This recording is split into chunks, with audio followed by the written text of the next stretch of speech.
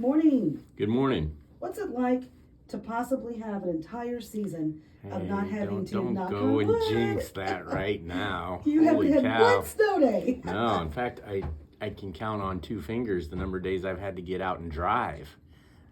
So yeah, we're off to a great start. So and almost midway February already. So and next week doesn't look too bad either. So every day we get by is good, and on top of that, seeing the sun these last couple of days has been really nice. So Yeah, we better not jinx it because we have March to get through as well. absolutely, some of the worst ones we've had have been in March. So I'm not by it, but the longer we get through it, the less impact it really has on our calendar. That's for sure. So always nice to get as far as we can. Well, I'm very happy for our athletic directors, coaches, referees, because that's the hard part is getting in games that have to be postponed, moved, and it's a lot to do when you have one gym, so to speak, for a lot of schools and a lot of games to get in. Yeah, it really is, and it has been a nice year that way.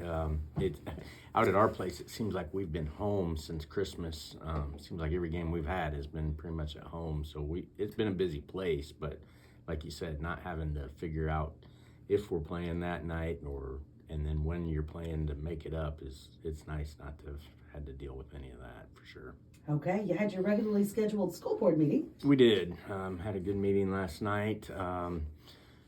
Right out of the gate, I want to, in my report, we had some big news here in the last week or so. We've been doing some social media publicizing, but one of our teachers at our senior high, Madeline Wood, our instrumental music teacher, band teacher, if you will, was named West Central Region Teacher of the Year by the Illinois State Board of Education recently, which is a really big honor because there's over 400 teachers nominated across the state every year, and then there's a process that they go through a resume process that they kind of zero in, and then they pick 13 from across the state to vie for the Teacher of the Year, Illinois State Teacher of the Year. And so our Madeline Wood, our senior high band teacher, is one of those 13 finalists this year for Illinois State Teacher of the Year. So huge honor. One of the cooler aspects of that too is she was nominated by a peer teacher. It's one of the good and bad. It's always nice to be nominated, but then the work really kind of landed on her as far as getting the resume done and doing some of this stuff. But her resume is unbelievable, and her application materials, I'm sure, were top notch. And as a result, she was chosen to be our Region Teacher of the Year, and it's a big deal. And come April 29th, there will be a banquet in Springfield, and they will choose that's where it'll be announced who is the Teacher of the Year, which, for my money and knowing what she does and in the classroom and outside of the classroom, I think she's got a pretty good shot of being one of the top nominees for that. So we'll wait till April and find out for sure. Congratulations to Madeline Wood. What an excellent honor. Yeah, it's really neat. We obviously don't get something like that every year. It doesn't happen very often. So, yeah, well deserved. And, again, like I said, to have one of your peers recognize you and think enough of you to nominate you, that says an awful lot right there, I feel like. Sure does. Well, we will wish for the best. Keep us posted on the big announcement. We'll do.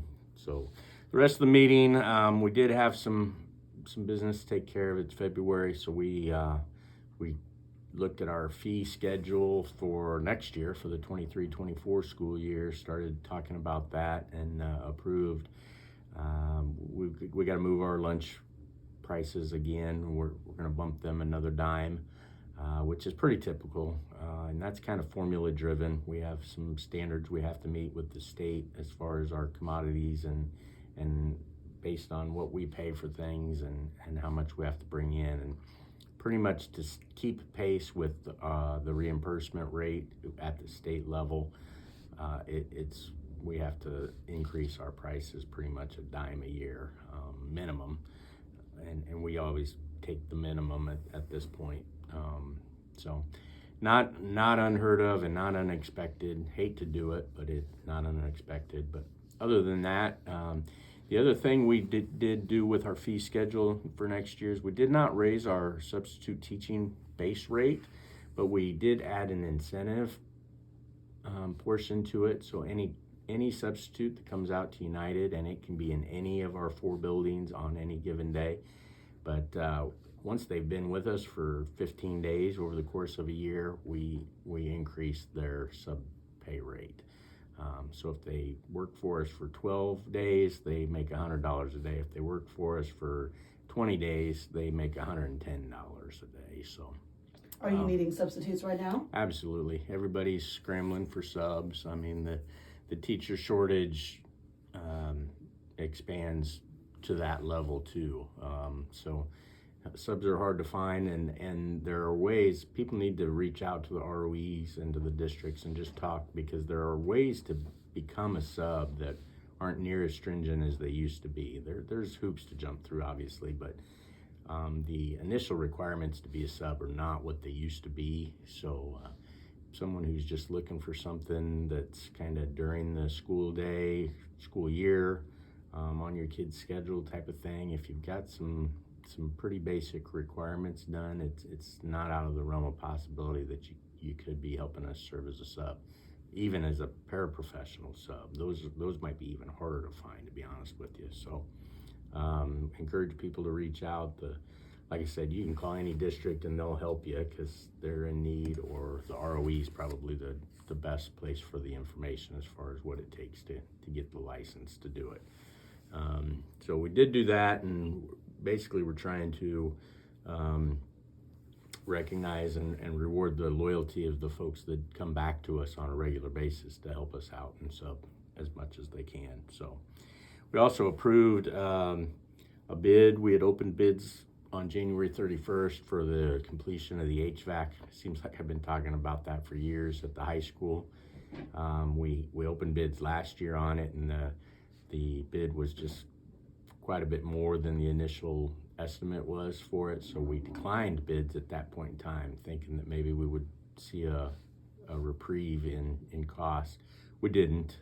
We rebid the project this year, and we accepted a bid last night.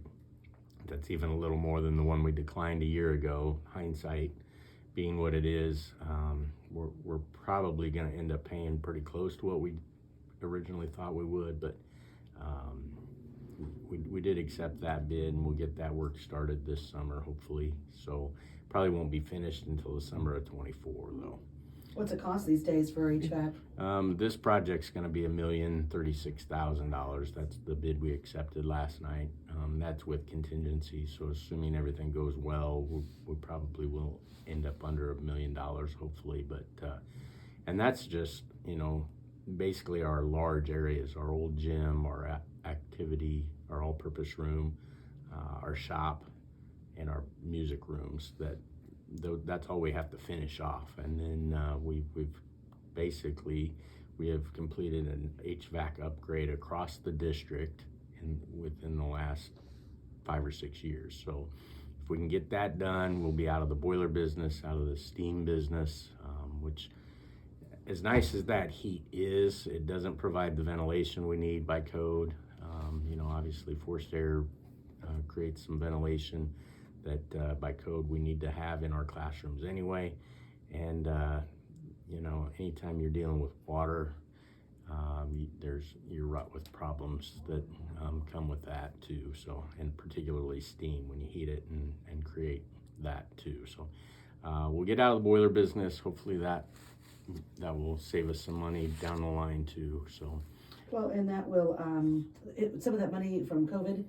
Yeah, we're using, as of right now, we're using all of our ESSER 2 funds to complete that project. We'll probably dip into our ESSER 3s. That wasn't decided last night. We have the local dollars to complete the project with the ESSER 2, but we've got the ESSER 3 money we could target towards that too, the COVID relief stuff. So between the two, if we use local dollars, we've got more ESSER money to spend. If we use the ESSER money, we got local dollars to spend. It's good place to be, Mr. Whitsitt. Yeah. Remember 10 years ago when we'd sit here and talk? Exactly.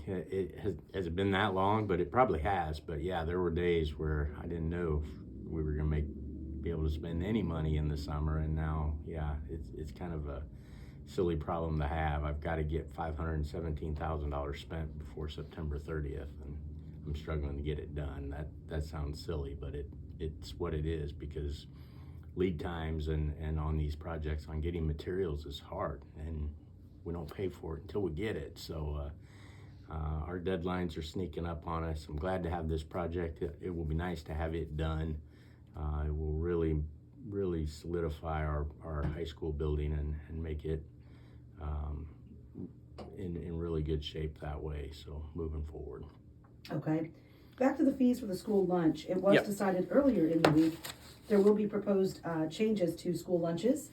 That's on the horizon. And it looked like the changes had to do mainly with less certain types of sugar, certain types of salt. It really seemed to be fairly reasonable items from what it looked like at the beginning. Yeah, I haven't dug into all the changes, the specific changes.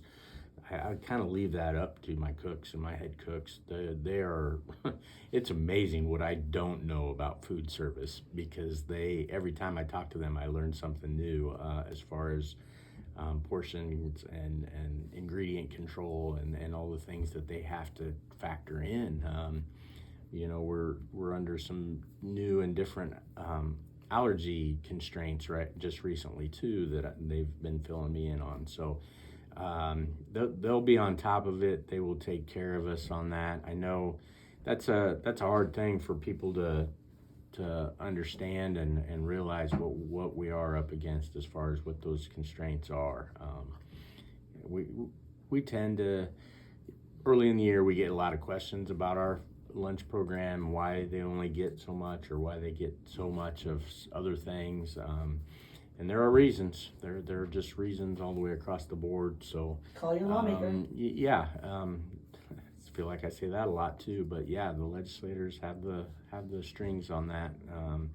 If we want something more stringent or more relaxed, that happens at that level, not ours. We have some pull. The other thing that I liked that came out of the new language recently is there is going to be a process now to not waste food, so that we can repurpose some of the leftovers that come about every day I have to imagine in every food service program across the nation. But I won't pretend that I know the specifics of that, but that's been one of the things that has kind of driven people crazy for a long time is, there's all this waste. Well, I think, some people have started using some common sense and gotten into the ball game, and now there's going to be a way to repurpose that where there's a need. And I think it's very targeted as to who and how that gets used. So I'm excited to dig into that, and hopefully we can figure out a way in our district to make that work for whatever agency or even specific families, kids. I'm not sure how it works exactly, but I do know that is part of the new language, and I'm excited that someone had the foresight to make that happen. Okay, we're talking with Superintendent Jeff Whitsitt with the United School District, and tonight, big night, got a CARES night going on. We do. So we've got the FFA, and they're bringing we have a care closet. We provide just personal hygiene products and some clothing options, and we offer laundry service out at the high school for those in need. And so we're accepting some stuff for admission to the game tonight. Check the website and check the toothbrushes, toothpaste, body wash. Yeah, anything hygiene-wise, deodorants, that kind of thing that we could put in our care closets. We have a version at the junior high as well that kids can work through a counselor or a teacher leader of some sort, access those things, and stocking those things. We're able to do that through donations on a fairly regular basis, but we had a group of kids come together tonight and say, hey, let's do this for tonight, and we love ideas like that, and especially when they come from the kids and want to take care of each other. So we'll take whatever we can get tonight as admission into the game, and it will help us stock our closet so our kids have access to the things they need to be comfortable and feel good about being in public and being in our schools. Okay. Anything else you want people to know?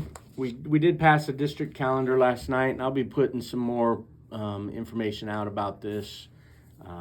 We had proposed, our administration had proposed an early out day for next year, 1 day a week for our calendar next year. We did not approve that last night. We did approve a calendar that includes a few more school improvement days than we have typically scheduled. We've got some big curriculum adoptions going on next year which was the emphasis behind the ask for the early out, so that our teachers could collaborate and everything. And it was decided that that we shouldn't probably burden our parents and make a schedule quite so all-encompassing over the course of the year. So we did.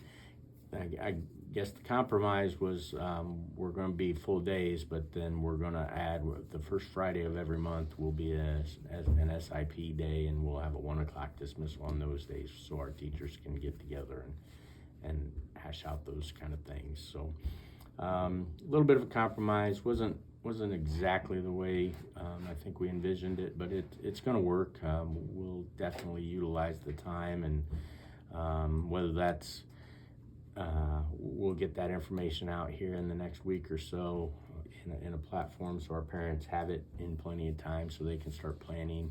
And that was the intent, was whatever calendar we passed in February, we wanted to make sure our parents had plenty of time to react and make sure they know how to cover their kids for those situations where our teachers just need time. I say it a lot. We don't give them time to make things happen together. Our school day is pretty much kid to kid, when the kids are there and when the kids aren't there, and it doesn't leave a lot of time for the teachers to get some of those types of things done. So we will take what the calendar gives us, and we will utilize it and run with it, and hopefully a lot of good things will come out. But that'll be coming out here in the next week or so. We'll make a push and make sure everybody's got access to that. Okay. Have a great week, and good luck tonight in the game. Appreciate it. Thank you. Superintendent Jeff Whitsitt with us on 1330 WRAM and FM 94.1. It is 8:30.